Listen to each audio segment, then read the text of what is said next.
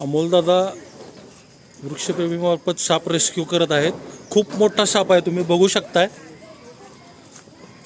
केवढा मोठा साप आहे, तुम्ही स्वतः पाहू शकताय। किमान हा 7 ते 8 फुटाचा साप आहे।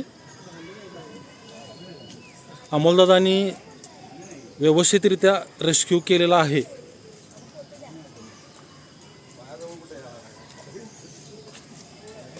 वृक्षप्रेमी रेस्क्यू टीम अमोल बुड्डे यशस्वीरित्या साप बाहेर काढलेला आहे आणि तो आता निसर्ग अधिवासात थोड्या वेळात सोडण्यात येईल। अमोलदादा हे कुठला आहे? हा ही दामिन आहे। आता थोड्या वेळात ही निसर्गाच्या ह्याच्यात सोडण्यात येईल।